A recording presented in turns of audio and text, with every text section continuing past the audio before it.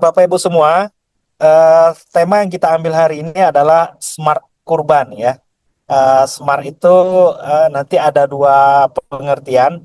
Yang pertama adalah smart dalam artian memang itu secara bahasa adalah cerdas ya. Jadi sederhananya adalah bagaimana kita berkurban dengan cerdas gitu ya. Cerdas di sini bukan berarti yang lain tidak cerdas, bukan. Tapi cerdas dalam artian supaya pengetahuan kita tentang kurban semakin lebih baik gitu ya Bapak Ibu semua. Eh,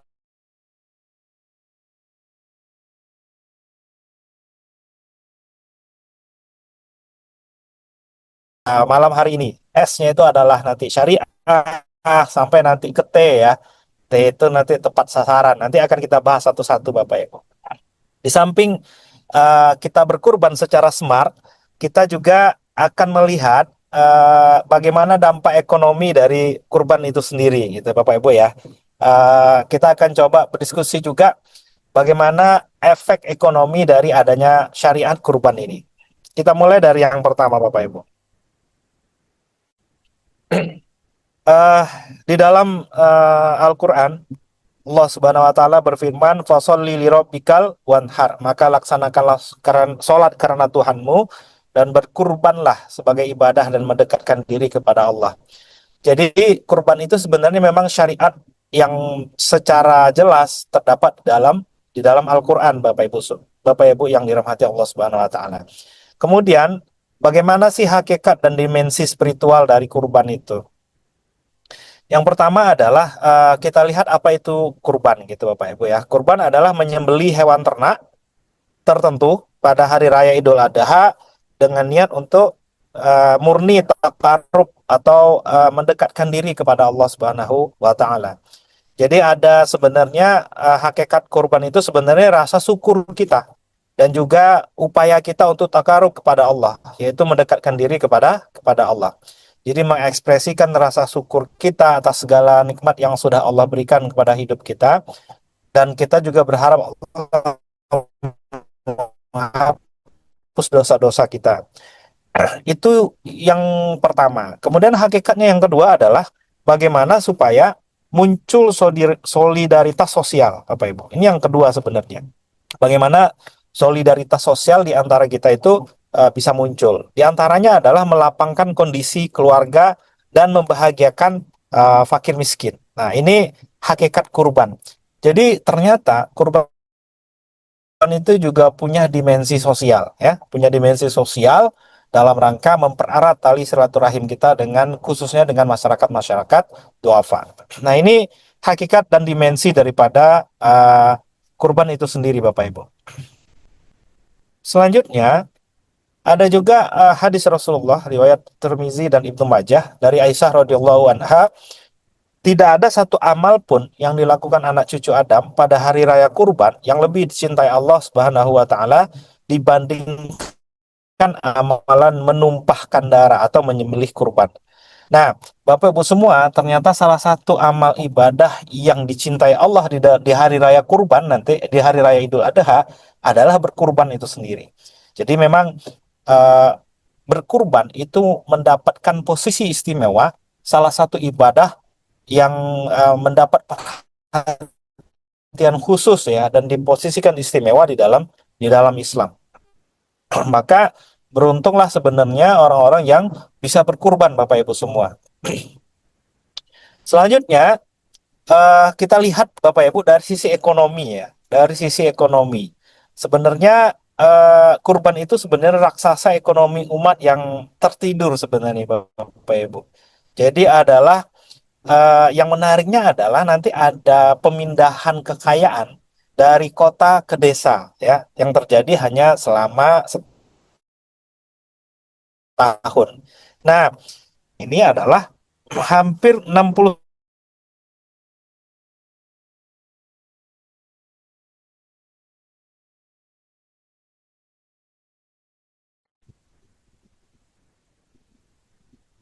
Halo, Assalamualaikum Pak. Pak Deki suaranya hilang Pak, izin.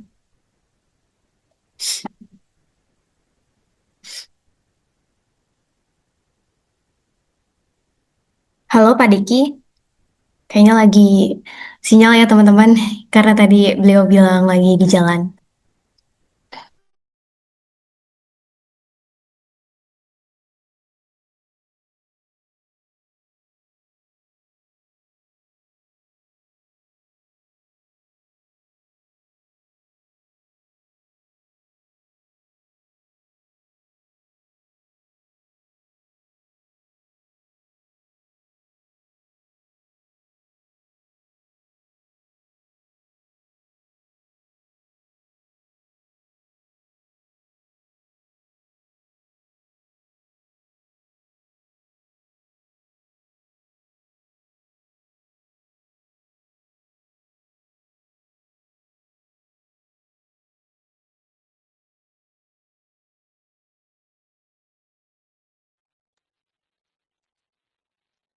Halo, mohon maaf Bapak Ibu, sepertinya saya terlempar tadi keluar ini.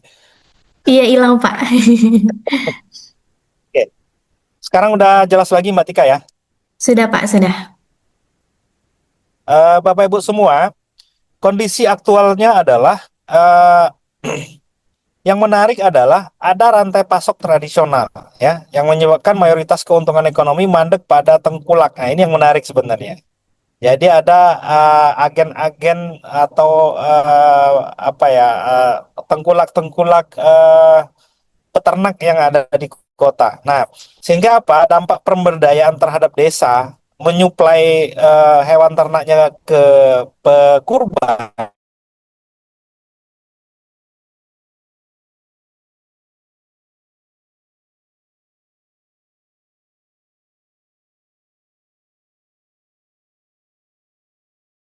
itu belum optimal dan hanya bersifat musiman. Nah, ini bisa langsung mengalir kepada secara langsung itu pasti akan demografis.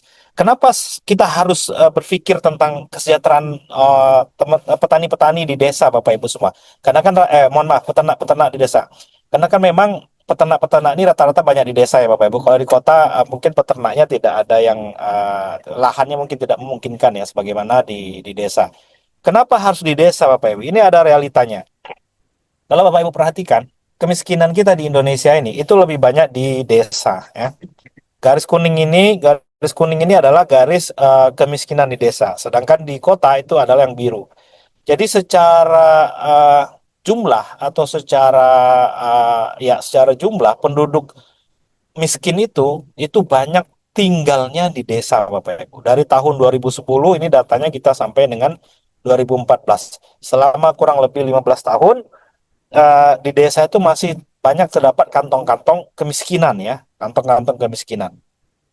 Jadi eh, pertanyaan kita adalah salah satunya bagaimana menyelesaikan persoalan kemiskinan di desa-desa ini yang memang mayoritas orang miskin ada di desa gitu ya. Jawabannya salah satunya Bapak Ibu adalah melalui kurban karena hewan-hewan ternak itu banyak dimiliki oleh peternak-peternak yang ada di desa. Nah, ini salah satu alasan atau dampak ekonomi bagaimana kurban itu bisa bermanfaat dalam pemberdayaan ekonomi umat.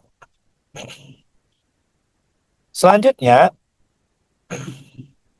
nah, bagaimana itu bisa kita wujudkan Bapak Ibu semua? Untuk bisa mewujudkan di satu sisi kita adalah berpahala gitu ya sesuai dengan tema kita malam ini memaksimalkan pahala di satu sisi kita memberdayakan ekonomi umat. Ya, jadi kita dapat dua nih, dapat ibadahnya maksimal, kemudian dapat manfaat sosial ekonominya bagi umat gitu ya. Untuk bisa mewujudkan dua hal ini, maka kita buat sebuah konsep namanya Smart Kurban gitu Bapak Ibu ya. Smart Kurban ini adalah akronim dari yang S-nya itu adalah syariah gitu ya. Syariah nanti kita jelaskan satu-satu. M-nya itu adalah manfaat, kemudian A-nya adalah amanah, R-nya adalah rahmatan, ya, yang terakhir T-nya adalah tepat sasaran. Kita coba bahas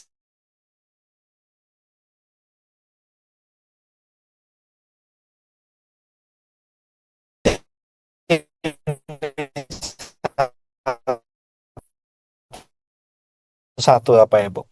Ih, pelaku ibadah kurban ini. gitu ya. Di satu sisi kita harus tahu juga bagaimana manfaat yang bisa dimunculkan dengan adanya kurban, atau bagaimana kita menciptakan manfaat terhadap kurban. Satu sisi yang A-nya, bagaimana supaya pelaksanaan kurban ini amanah Bapak Ibu, ya. Bagaimana supaya dia tuh benar-benar amanah. Yang keempat adalah bagaimana itu tuh kurbannya tetap dalam rangka kasih sayang gitu ya, rahmatan. Tetap dalam artian memperhatikan keberlangsungan hewan kurban itu sendiri gitu ya. Kemudian lingkungan gitu ya dan lain-lain. Dan tentunya yang paling akhir adalah bagaimana supaya kurban kita itu tepat sasaran. Bagaimana distribusinya itu tetap memperhatikan kaidah-kaidah ekonomi juga kaidah-kaidah fikih. Nah, inilah yang kita sebut dengan istilah smart ya, smart kurban Bapak Ibu semua. Kita coba bahas satu-satu, Pak. Kita mulai dari yang namanya syariah, yaitu ketentuan fikih tentang tentang kurban. Oke, yang pertama S-nya adalah syariah ya. Kalau kita sederhanakan adalah standar operating procedure versi bukan versi ya, standar operating procedure dalam Islam kurban itu seperti apa sih Bapak Ibu gitu ya. Dari sisi hukumnya dulu Bapak Ibu, apakah kurban itu wajib apa sunnah gitu ya.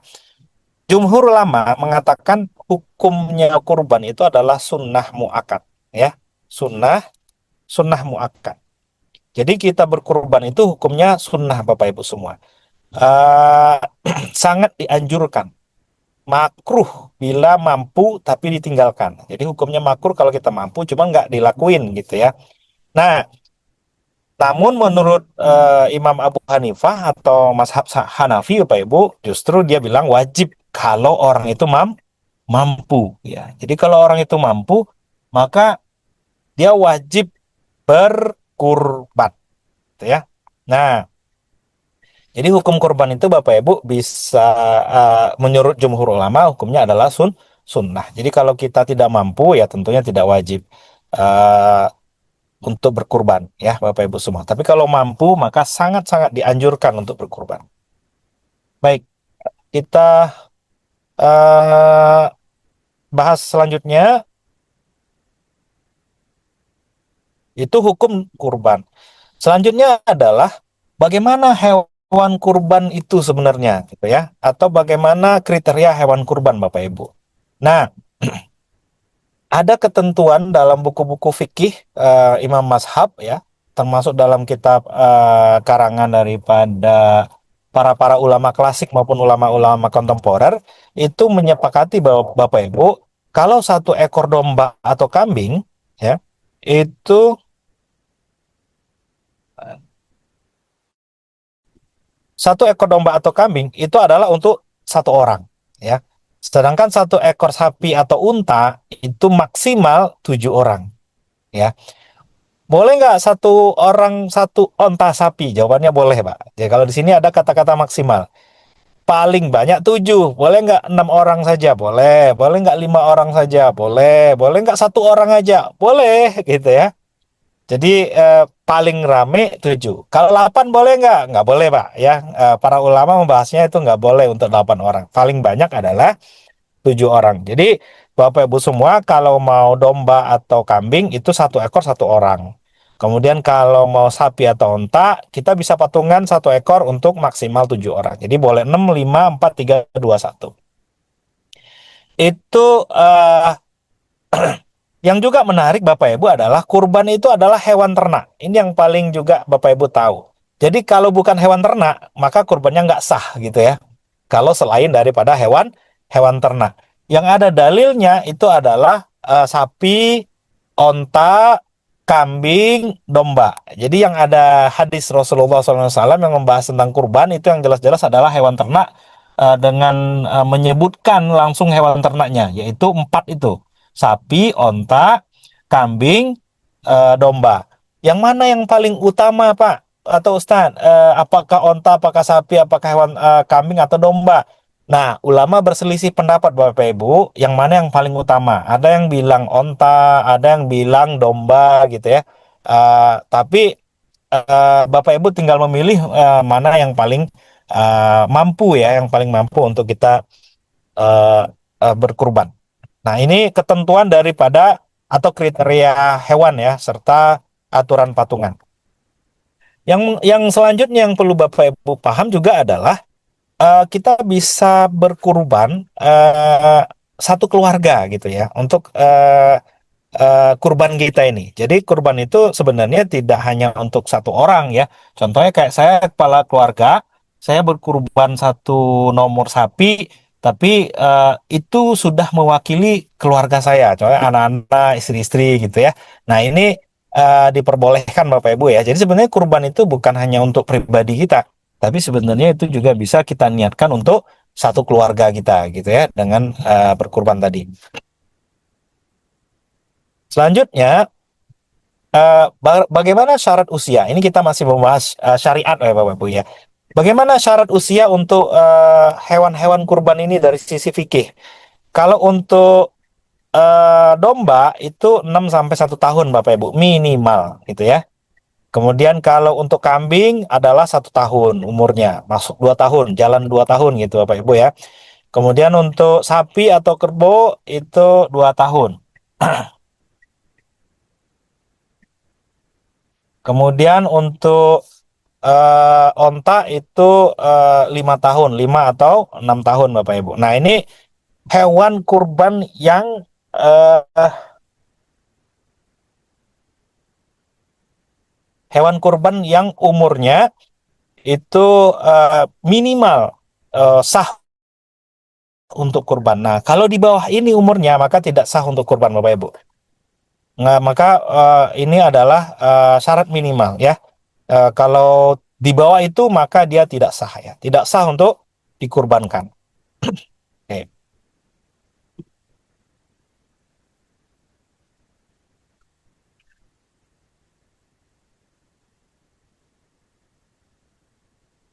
Kita lanjut. Eh, di samping umur Bapak Ibu ya, ada juga nanti syarat fisik.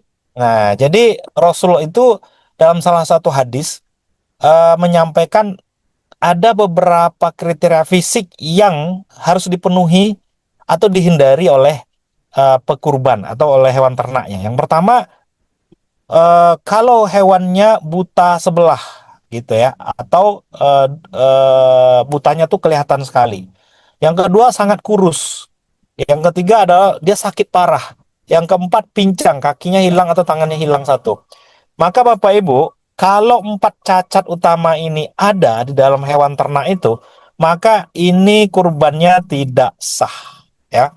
Jadi kita nggak bisa berkurban dengan sapi yang buta, atau sapi yang sakit parah, atau sapi yang sangat kurus gitu, ya, atau sapi yang kakinya patah. Nah, bagaimana dengan cacat-cacat yang kecil? Contohnya Bapak Ibu, contohnya tanduknya patah sebelah. Nah, itu masih dibolehkan oleh ulama. Atau telinganya ada kurang sedikit gitu ya, itu masih diperbolehkan ulama. Yang ada hadisnya adalah yang empat hal ini Bapak Ibu ya. Jadi buta, kalau matanya bukan buta sebelah, contohnya buta dua-duanya, ya itu udah pasti itu lebih nggak boleh lagi. Jadi empat kriteria ini membuat hewan ternak itu tidak sah untuk dijadikan eh, kurban ya, untuk jadikan kurban. Berarti kan suara saya masih kedengaran jelas ya? Masih Pak, jelas. Oke. Selanjutnya, nah, kapan waktu kita berkurban, Bapak Ibu? Ya, jadi waktu berkurban itu hanya kalau mazhab Syafi'i itu 4 hari, Pak. Tapi kalau jumhur ulama yang lain selain Syafi'i itu hanya 3 hari. Jadi di tanggal 10 Zulhijjah, ya, di tanggal 10 Zulhijjah, 11, 12. Nah, kalau Imam Syafi'i tambah satu lagi, 13 Zulhijjah. Jadi hari inilah sahnya kurban, Bapak Ibu. Menyembelih di luar waktu ini itu bukan lagi namanya kurban, hanya namanya sedekah saja ya. Jadi kalau kita nyembelih di tanggal 9 Zulhijjah itu nggak kurban jatuhnya, jatuhnya sedekah. Atau kita menyembelih di tanggal 14 Zulhijjah, maka itu jatuhnya sedekah gitu Bapak Ibu ya. Jadi kemudian kapan mulainya? Mulainya itu setelah sholat Id Bapak Ibu ya. Tidak bisa atau dilarang, tidak sah ya menyembelih kurban sebelum sholat Idul Adha dilakukan.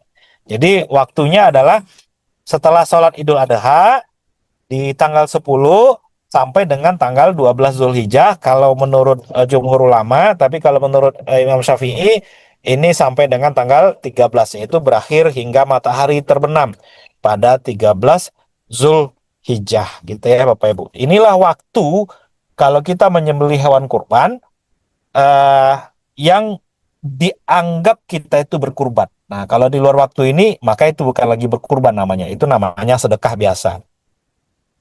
Nah, ada juga eh, kajian ulama yang lain Bapak Ibu, boleh nggak menyembelihnya malam hari gitu ya, kan ada yang ya selama 10, 11, 12, 13 tuh ya sampai 12 itu disembelihnya malam hari boleh nggak? Nah, menurut Imam Syafi'i itu tidak disukai beliau. Artinya hukumnya makruh kalau menurut Imam Syafi'i. Jadi tidak diutamakan kalau menyembelih kurban itu di malam hari Bapak Ibu. Jadi lebih dianjurkan pada pagi, siang atau sore hari di tanggal 10, 11 atau 12 Zulhijjah dan di 13 Zulhijjah kalau Imam Syafi'i. Nah, ini waktu kita menyembelih kurban atau menyembelih hewan kurban kita. Itu pengetahuan-pengetahuan syariah tentang kurban Bapak Ibu. Selanjutnya, bagaimana adab dan tata cara sembelihan kurban? Nah, ini ada beberapa kaidah fikih Bapak Ibu ya yang perlu kita tahu sama-sama. Menyembelih hewan kurban itu sebaiknya kita arahkan ke kiblat Bapak Ibu. Ada satu lagi yang perlu saya sampaikan, andaikan yang berkurban bisa menyembelih kurban itu lebih diutamakan Bapak Ibu. Jadi tidak orang lain yang nyembelih, kita sendiri yang nyembelih itu lebih diutamakan ya. Tapi kalau Bapak Ibu tidak bisa menyembelihnya, khususnya yang laki-laki ya, kalau perempuan itu diwakilkan ke orang lain. Tapi kalau laki-laki tidak mampu menyembelih, sebaiknya dia menyembelih kurban dia sendiri. Tapi kalau dia nggak mampu atau nggak tahu caranya seperti apa, itu boleh diwakilkan. Nah, andaikan kita bisa menyembelihnya sendiri Bapak Ibu, maka ada beberapa adab dalam menyembelih yang bisa kita lakukan menurut syariat. Yang pertama adalah arahnya, orientasinya. Jadi dihadapkan ke kiblat Bapak Ibu ya, menghadapkan hewan dan menyembelih ke arah kiblat. Jadi rusuk kiri hewan itu berada di bawah. Jadi rusuk kiri hewan ada di bawah, dihadapkan ke kiblat. Kemudian dari sisi alatnya itu menggunakan pisau besi yang tajam. Jadi pisau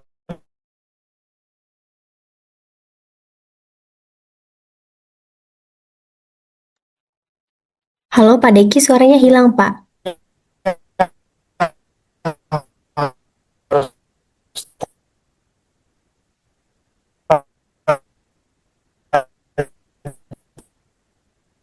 tajam Bapak Ibu ya.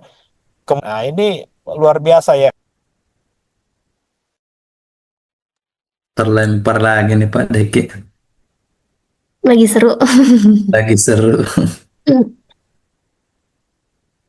Sebentar Pak Doni, ini terlempar lagi. Iya, lagi Oke, seru. oke, oke, saya seru ulang Pak ya. Oke, udah kelihatan belum Mbak Tika? Belum Pak, masih nunggu Pak. Halo Mbak Tika. Belum Pak, belum muncul. Halo, halo, Halo? halo, Halo Pak? Halo Pak? Halo? halo, halo Mbak Tika. Halo, halo. Suara saya kedengaran ya? Suaranya kedengeran Pak, tapi belum muncul. Oke, baik, baik. Ini saya share ulang. Oke, baik Pak. Oke, ini udah kelihatan? Ya, sudah. Oke, baik. Kita lanjut ya Bapak Ibu ya. Jadi yang ketiga, adab atau tata cara sembelihan kurban itu dengan penuh kelembutan Bapak Ibu ya. Jadi memperlakukan hewan itu dengan ihsan, dengan baik ya. Tidak menyeretnya secara kasar, nggak kita seret dengan kasar ya Bapak Ibu ya. Atau menyakitinya sebelum kita sembelih gitu ya Bapak Ibu. Nah, ini beberapa adab dan tata cara sembelihan kurban. Terakhir tentunya adalah niat dan doa. Jadi kita kalau dalam menyembelihnya membaca bismillah dan takbir. Ada beberapa doa-doa Bapak Ibu ya. Terkait dengan sembelihan kurban ini ada beberapa doa. Tapi kalau kita tidak bisa panjang doanya, bisa dengan bismillahi saja. Dengan baca bismillah saja juga bisa gitu ya. Tapi ada tambahan-tambahan doa yang lain. Nah, ini beberapa adat dan tata cara sembelihan sembelihan kurban. Nah, ini ada lafal doa sesuai sunnahnya Bapak Ibu ya. Bismillahi, Allahu Akbar, Allahumma taqabbal minni ya. Artinya dengan nama Allah, Allah Maha Besar, ya Allah terimalah ibadahku ini. Nah, inilah doa kita menyembelih kurban ya. Kalau Bapak Ibu bisa melakukannya sendiri, sangat dianjurkan melakukannya sendiri. Tapi kalau tidak bisa, maka boleh diwakilkan ke orang lain. Ya Bapak Ibu ya. Nah, kemudian kalau kita wakilkan kurban itu ke orang lain, maka di dalam fikihnya juga kita dianjurkan untuk bisa hadir, Pak, ya, di lokasi penyembelihan. Nah, di lokasi penyembelihan. Jadi jangan hanya di rumah saja nerima dagingnya nanti diantar gitu ya bagi yang berkurban. Kalau bisa hadir di lokasi. Kalau itu kita titipkan kurbannya kepada GIS peduli contohnya dan lain-lain. Kemudian di lokasi juga kalau bisa didatangkan penerima kurban yang duafa-duafa itu. Jadi dihadiri oleh yang berkurban ya, kemudian juga dihadiri oleh para duafa-duafa yang akan menerima daging kurban. Nah, ini dianjurkan oleh para ulama seperti itu Bapak Ibu terkait dengan kurban ini. Selanjutnya kita pindah ke M Bapak Ibu ya. Kalau ini baru syariat ya.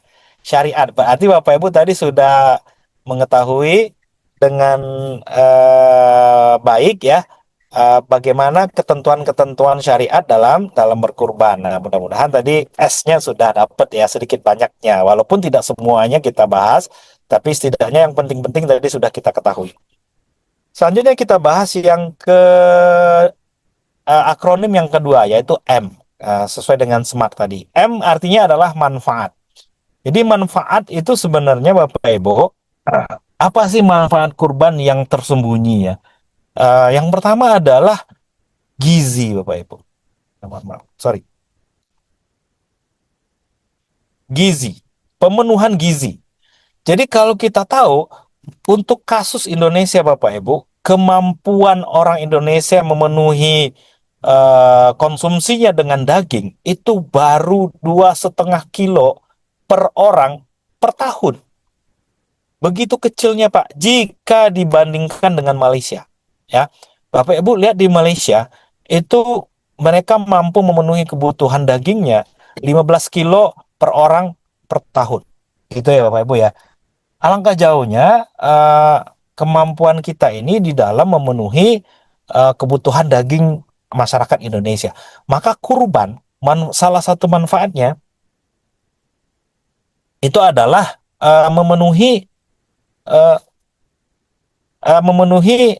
kebutuhan gizi ya, kebutuhan gizi daripada masyarakat Indonesia, Bapak Ibu. Nah, eh, luar biasa manfaat kurban ini. Orang yang memang sebelumnya nggak makan daging ataupun pernah makan daging cuman sekilo setahun, nah dengan adanya kurban dia bisa menambah konsumsi daging. Selanjutnya, bagaimana dampak ekonomi mikronya, Bapak Ibu, terhadap rumah tangga? Kalau kita lihat, itu sebenarnya mensubstitusi pengeluaran ya. Jadi daging korban tadi sebenarnya menyuplai protein hewani ya, yang berkualitas tinggi secara instan. Jadi mereka mendapatkan protein hewani dan itu berkualitas tanpa harus mengeluarkan uang, gitu ya Pak Ibu. Kemudian juga ada pengeluaran lauk pauknya itu bisa mengalami apa yang disebut dengan namanya jeda finansial, yaitu membebaskan anggaran rumah tangga miskin dari pengeluaran lauk harian. Jadi karena dia harus mengkonsumsi di hari atau 2 hari itu mengeluarkan uang seratusan ribu, karena adanya kurban itu bisa berkurang ya Bapak Ibu. Jadi ada namanya jeda finansial. Ini manfaat ya. Jadi di saat di samping manfaat gizi, mereka juga mendapatkan manfaat jeda finansial, jeda keuangan tidak akibat adanya kurban ini. Nah, inilah akronim M, yaitu manfaat yang didapat oleh orang yang berkurban. Selanjutnya yang ketiga adalah amanah. Nah, SMART, SMEA, jadi amanah. Amanah adalah ekosistem kurban digital. Ini yang menarik. Ini yang menarik Bapak Ibu. Jadi di dalam menjaga amanah ini atau menjaga syariat daripada kurban, ini dengan menambah apa? Menambah model digital, maka Bapak Ibu sebenarnya diharapkan kurban itu bisa menembus sekat geografis, ya. Jadi kalau kita berkurban dengan menggunakan ekosistem digital, maka itu platform filantropi digital memungkinkan muzaki di kota metropolitan berkurban secara instan di pelosok desa tertinggal, ya, tanpa batasan jarak. Ini salah satu manfaat di Bapak Ibu. Kemudian yang kedua, dengan adanya ekosistem kurban digital, maka Bapak Ibu bisa mendapatkan transparansi yang lebih baik, gitu ya. Kita bisa mendapatkan laporannya, kemudian laporannya bisa real time, mengirimkan pembaharuan pemotongan dan distribusi langsung ke genggaman sahibul mal. Nah, ini yang kita pengen sebenarnya daripada eh, apa ya, daripada eh, ekosistem kurban digital gitu ya.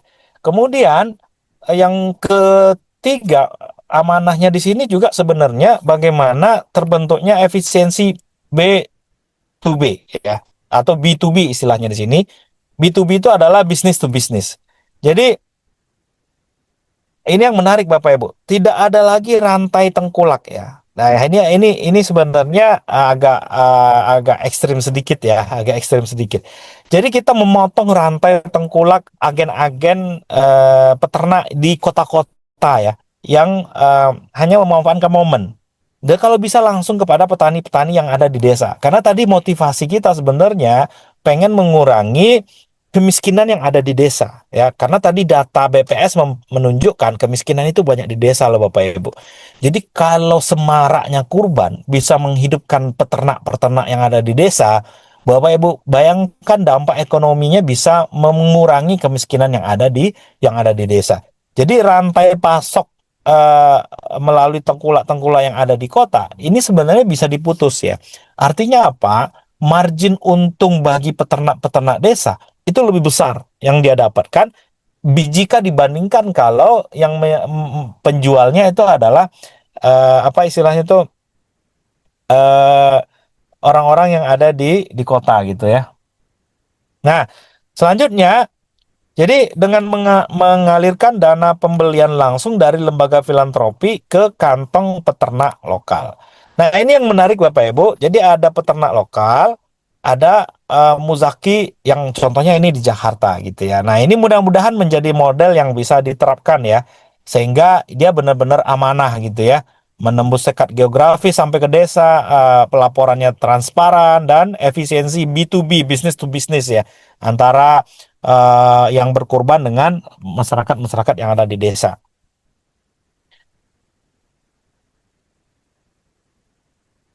Eh, Mbak Tika, sebentar saya pindah ruangan dulu sebentar Mbak Tika ya. Iya, baik, Pak. Oke, sebentar aja.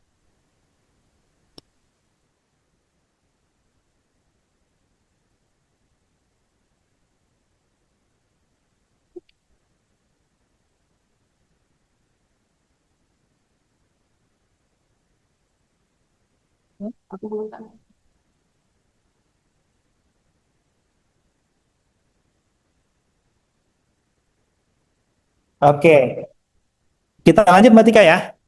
Iya, Pak, lanjut, Pak.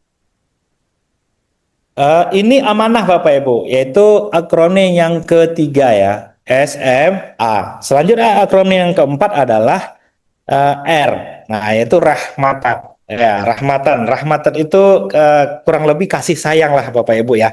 Nah, kalau bisa kita punya konsep berkurban dengan penuh kesadaran terhadap lingkungan, green.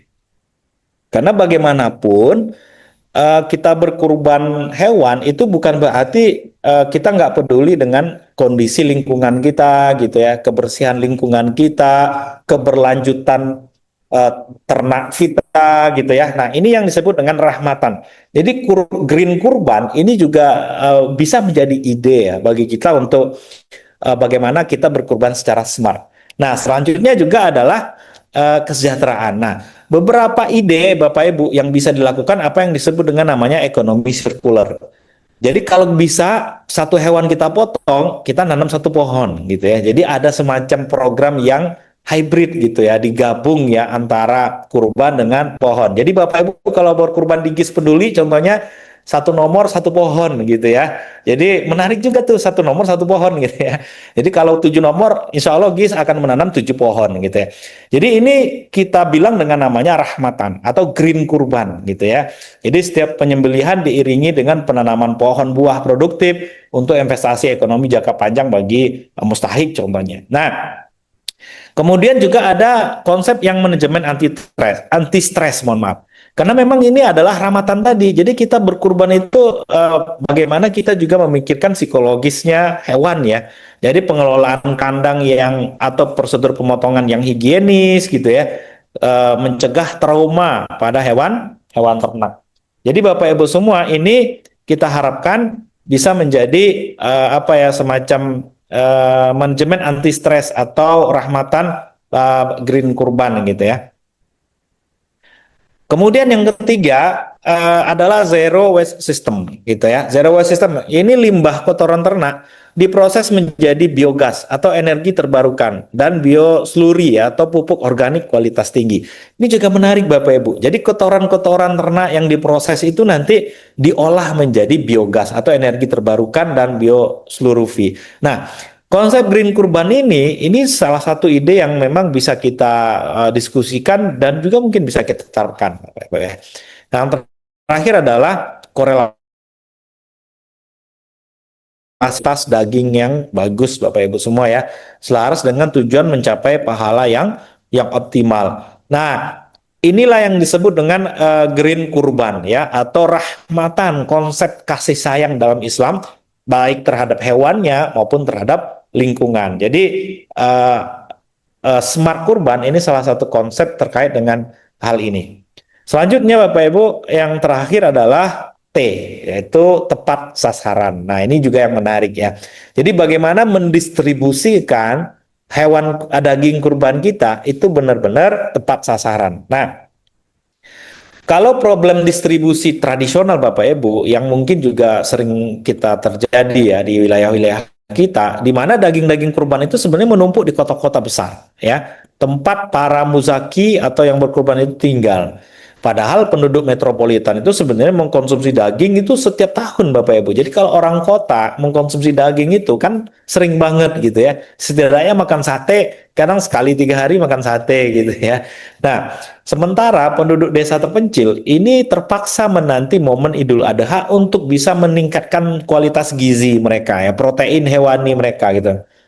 Protein hewani mereka. Nah, makanya Bapak Ibu, salah satu bentuk distribusi yang menarik adalah yang tepat sasaran, kita merancang solusi yang cerdas dan makosyid syariah. Jadi memindahkan titik equilibrium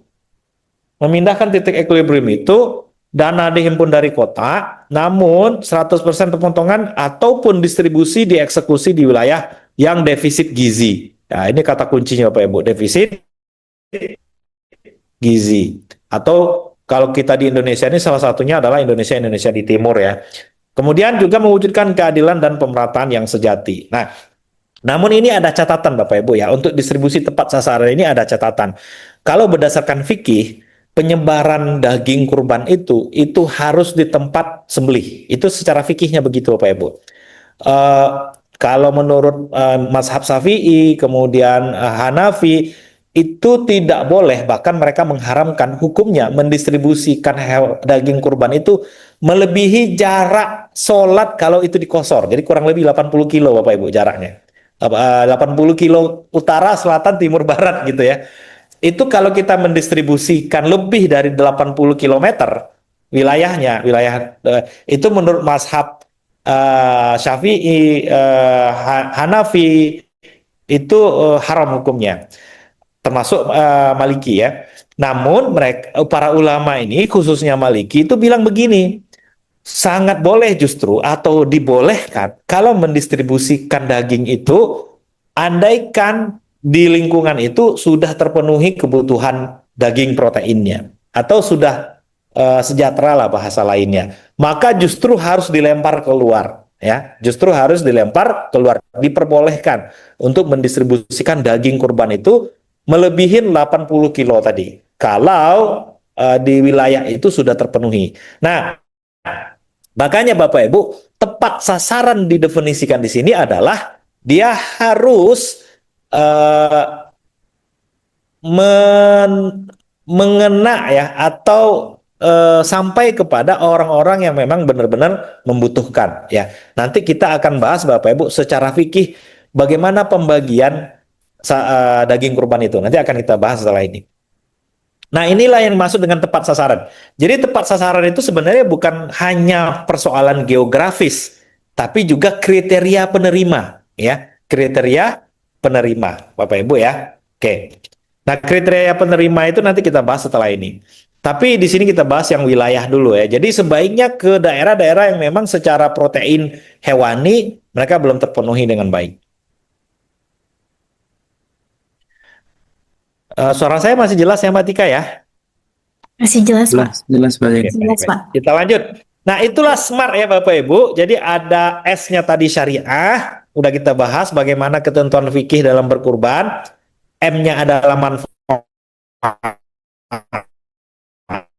ada manfaat gizi dan al. Kemudian ada A, amanah ya, dengan menggunakan teknologi kita bisa lebih transparan mengelolanya. Kemudian R-nya adalah rahmatan, kita mengenal istilah dengan green kurban gitu ya. Bagaimana kita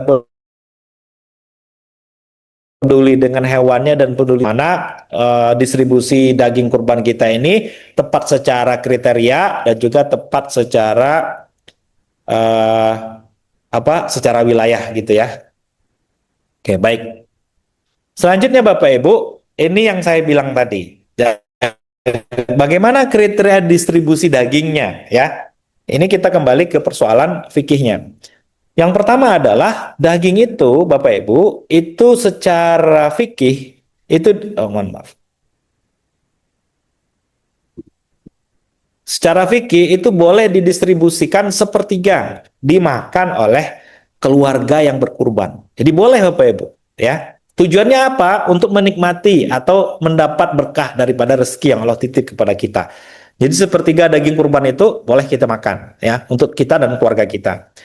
Sepertiganya itu dihadiahkan untuk tetangga, kerabat, teman, bahkan menurut salah satu imam mazhab, sekalipun tetangga kita tuh orang kaya, gitu ya. Sekalipun tetangga kita tuh orang orang kaya. Jadi dihadiahkan, jatuh namanya hadiah untuk tetangga kerabat. Nah, sepertiganya lagi baru ini disedekahkan ya.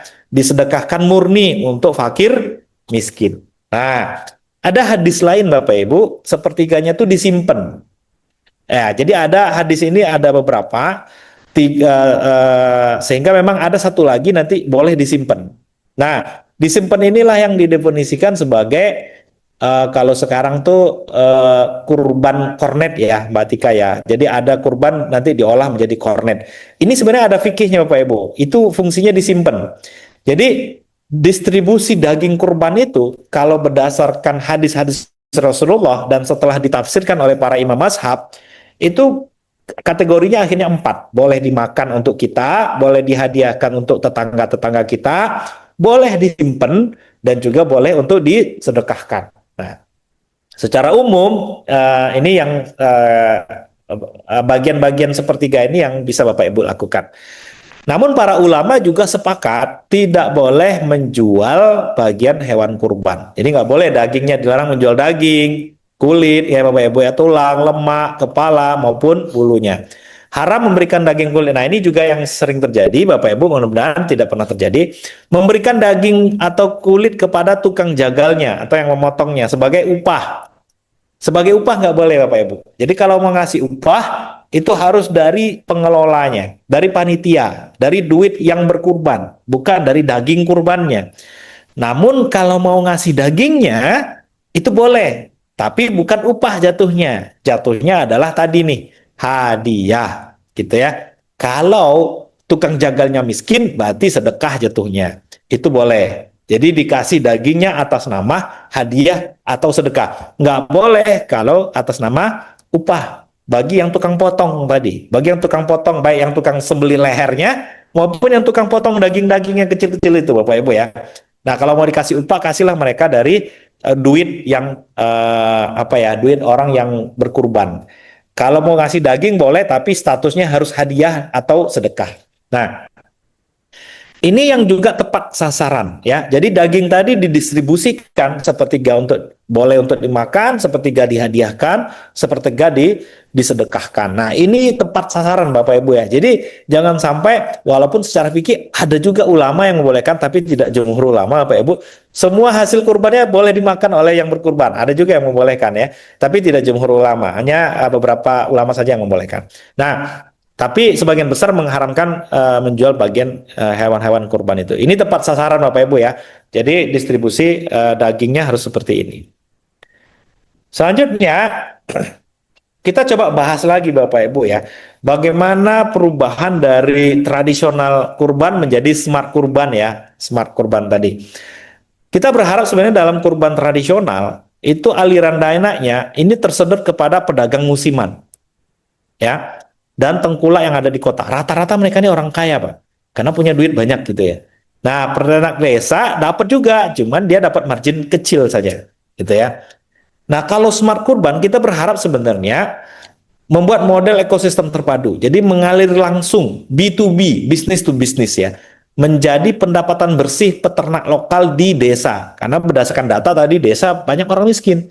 Jadi kalau si pekurban B2B dengan orang peternak-peternak desa, tentunya marginnya nggak kecil lagi, Pak. Margin bagi mereka bisa besar. Yang itu akan mendongkrak status perekonomian mereka nantinya. Nah, selanjutnya adalah distribusi geografis. Jadi menumpuk dan sirkular di ring satu wilayah masjid atau perkotaan elit. Di mana di situ kebutuhan daging orangnya sudah terpenuhi. Bahkan setiap hari bisa makan daging mereka gitu ya. Nah, kalau smart kurban, kita berharap sebenarnya menjangkau atau merata hingga ke pelosok rawan pangan dan pulau-pulau terluar, ya, atau pelosok yang memang jarang sekali secara gizi terpenuhi. Selanjutnya dari dampak lanjutan adalah selesai secara mendadak pada akhir hari tasyrik. Jadi dampak ekonominya hanya terjadi 3 hari gitu ya. Kalau di smart kurban kita berharap sebenarnya dengan menciptakan ekosistem kurban ini itu menciptakan pemberdayaan berkelanjutan dan perluasan lapangan kerja struktural hingga ke desa. Karena permintaan kurbannya itu langsung direct kepada peternak-peternak yang ada di desa ya Bapak Ibu. Nah, ini yang kita harapkan sebenarnya bagaimana kurban bisa punya dampak ekonomis ya bagi umat. Selanjutnya adalah ini efek pengganda ekonomi ya, the multiplier effect terhadap kurban tadi. Tadi udah kita bahas hampir 200 triliun ya, itu mengaktifkan roda industri di seluruh negeri. Apa yang pertama? Kalau kurban ini terjadi, Pak, transaksi hewan kurban, ini artinya injeksi modal dari muzaki perkotaan. Nanti gelombang keduanya adalah sektor agrikultur. Jadi peningkatan drastis permintaan hulu untuk pakan ya, ternak, konsentrat, dan rumput budidaya. Jadi sektor hulu daripada peternakan ini Bapak Ibu itu sebenarnya bisa muncul gara-gara kurban. Salah satunya adalah pak budidaya. Ini nggak terkelola secara sistematis saat ini. Gelombang yang keduanya adalah bagaimana dia memunculkan transportasi dan logistik. Jadi menggerakkan roda distribusi darat dan laut antar daerah secara lebih baik atau secara masif gitu Bapak Ibu ya. Nah, kemudian yang gelombang keempat industri kreatif dan pengolahan. Jadi bagaimana pemanfaatan byproduct, contohnya limbah kulit bisa menjadi industri kreatifnya, menjadi kerajinan fashion atau beduk gitu ya, tulang menjadi tin dan lain-lain. Nah, ini kalau dikelola dari hulu sampai ke produk hilirnya Bapak Ibu ya, dari pakan, dari teknologi pakan sampai ke industri kreatif pengelolaan kulit dan gelatin, ini sebenarnya menimbulkan multiplier efek ekonomi akibat adanya aktivitas kurban ini Bapak Ibu yang dilakukan sekali setahun yang kita lakukan saat ini. Nah ini beberapa multiplier effect yang bisa kita bayangkan ya, itu bisa sebenarnya bisa terjadi ya kalau dikelola dengan sangat baik. Nah, inovasi pangan ya, jadi ketahanan yang sangat panjang, di antaranya adalah surplus terpusat. Jadi ribuan daging dipotong secara serentak dalam periode 3 hari. Kemudian kalau kita kelola pakai teknologi, Pak Ibu, jadi pengelolaan higienis daging mentah bisa menjadi rendang ya, menjadi kornet, kemudian menjadi abon, kornet atau rendang kaleng ya. Kalau menggunakan teknologi, sehingga dia punya masa simpan yang panjang ya, masa simpan yang panjang. Kandungan nutrisinya masih terkunci, bertahan utuh 1 hingga 3 tahun tanpa pembelukan lemari es. Nah, ini yang sebenarnya menarik ya. Jadi ribuan tong daging yang dipotong secara serentak dalam 3 hari itu, kalau menggunakan proses teknologi, dia bisa bertahan dengan jangka panjang. Nah, kenapa harus jangka panjang? Karena dia bisa punya dampak pengaman sosial ya, jaring pengaman sosial. Jadi kurban itu sebenarnya Bapak Ibu bisa menjadi jaring pengaman sosial kalau ada inovasi pangan ya, inovasi pangan. Nah, distribusi logistik yang sangat fleksibel untuk merespon daerah bencana ya, kemudian stunting kronis ya, kemudian juga panceklik jangka panjang yang di bulan-bulan berikutnya itu bisa menggunakan daging-daging kurban yang sudah dikornet ya, menjadi abon, menjadi kornet, menjadi rendang kaleng. Nah, ini manfaat ekonomi yang juga bisa muncul akibat adanya kurban Bapak Ibu ya, dengan penggunaan inovasi-inovasi pangan yang bisa dilakukan oleh kita saat ini, oleh umat Islam. Sehingga Bapak Ibu, apa yang kita harapkan sebenarnya muncul daripada kurban ini, kita berharap sebenarnya keluarga miskin ya, ini sebenarnya sama dengan spirit zakat ya. Jadi anak tangga 1 ini sebenarnya keluarga miskin desa, semata-mata sebagai penerima daging kurban gitu ya. Itu diberdayakan ya, diberdayakan menerima injeksi modal ya, mungkin berupa bibit. Ini salah satu program ya. Bibit ternak produktif dari lembaga zakat community development contohnya, salah satunya Gisbuli gitu ya, di lumbung ternak masyarakat. Kemudian nanti mereka melakukan pengemukan ya secara profesional dengan pendampingan ketat ya, menciptakan economic of scale ya di tingkat desa. Nah, pada akhirnya nanti dia bisa melakukan ekspansi dan menang ya. Peternak tadi bisa meraih profit besar saat Idul Adha, keluar dari garis kemiskinan, dan kini mampu berkorban dengan hewannya sendiri. Ini sebenarnya program-program ini Bapak Ibu ya, itu sudah banyak dilakukan oleh lembaga-lembaga keislaman ya, dan kita berharap ini terus berjalan, skalanya semakin besar dan semakin masif ya, dari yang sebelumnya nggak punya apa-apa, punya diberdayakan, punya kemandirian, pada akhirnya mereka bisa berkorban sendiri. Nah, ini sebenarnya dampak ekonomi ya yang bisa dimunculkan dari kurban itu sendiri. Mungkin yang juga menarik Bapak Ibu lah, kurban itu juga bisa sejalan dengan program dunia ya, namanya Sustainable Development Goals ya, SDGs istilahnya ya, kurban dan SDGs Bapak Ibu. Karena kurban itu menghilangkan kemiskinan ya, atau menciptakan lapangan pekerjaan ya di sektor hulu dan aktivasi rantai pasok nasional. Yang kedua, zero hunger. Jadi meningkatkan konsumsi protein hewani yang esensial.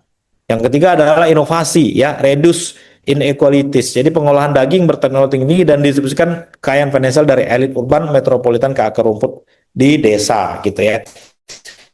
Jadi kurban ternyata mampu juga mencapai program-program SDGs ya, yang ini menjadi target negara-negara secara global Bapak Ibu semua. Jadi Bapak Ibu bisa bayangkan bagaimana hebatnya kurban yang ada dalam syariat Islam.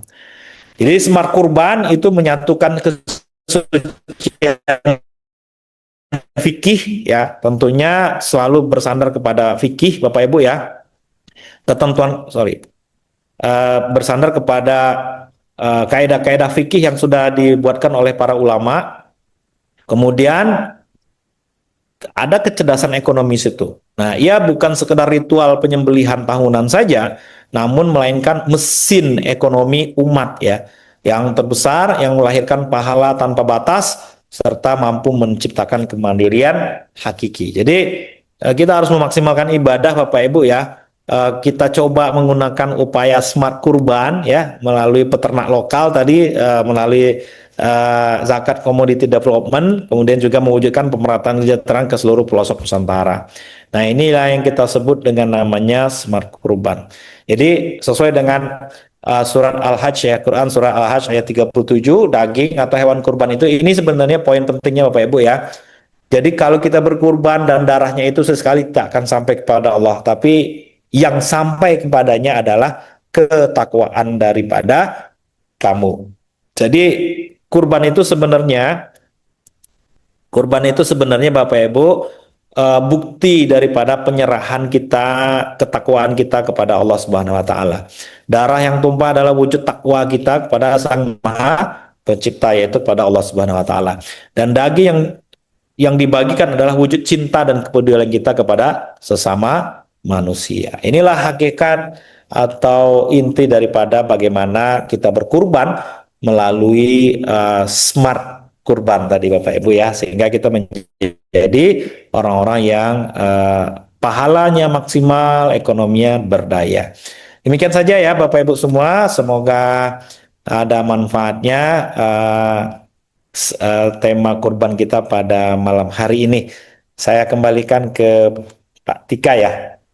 Terima kasih. Assalamualaikum warahmatullahi wabarakatuh.